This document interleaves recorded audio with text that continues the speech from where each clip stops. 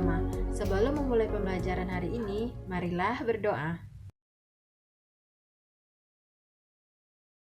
Tujuan pembelajaran yaitu mengetahui peristiwa pembacaan teks proklamasi kemerdekaan. Yang kedua, mengetahui kalor dapat mengubah suhu suatu benda. Pernahkah anak-anak ibu mendengarkan pembacaan teks proklamasi kemerdekaan? Kapan teks proklamasi dibacakan? Benar sekali, yaitu pada tanggal 17 Agustus 1945. Tanpa izin Allah Subhanahu wa Ta'ala, maka tidak akan terjadi kemerdekaan di Indonesia ini. Allah Subhanahu wa Ta'ala telah menjelaskan dalam Al-Quran surah Al-An'am ayat 59, yang artinya, dan pada sisi Allah lah kunci-kunci semua yang gaib. Tidak ada yang mengetahuinya kecuali Dia sendiri. Dan Dia mengetahui apa yang di daratan dan di lautan. Dan tiada sehelai daun pun dalam kegelapan bumi dan tidak sesuatu yang basah atau kering, melainkan tertulis dalam kitab yang nyata. Nah, anak-anak ibu, kita harus percaya kepada Allah Subhanahu wa Ta'ala. Apa yang dikehendakinya pasti akan terjadi. Kembali lagi pada pembacaan teks proklamasi kemerdekaan. Apa anak-anak ibu sudah mendengarkannya? Sekarang mari kita dengarkan. Proklamasi.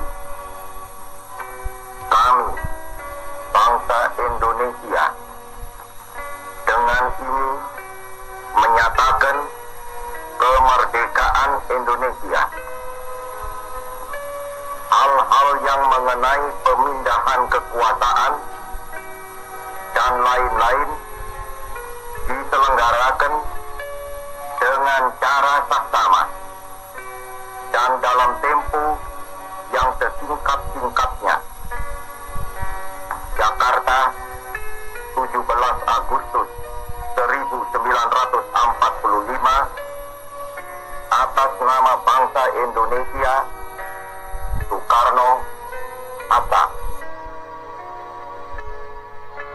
Sekarang, Ibu akan menjelaskan 5W tambah 1H, yaitu apa, siapa, mengapa, kapan, di mana, dan bagaimana. Yang pertama, di mana pembacaan teks proklamasi dibacakan? Benar sekali, di rumah Insinyur Soekarno. Kedua, siapakah yang mengetik teks proklamasi? Benar sekali, yaitu Sayyidi Melik. Yang ketiga, apa saja acara yang disusun di dalam upacara pembacaan teks proklamasi?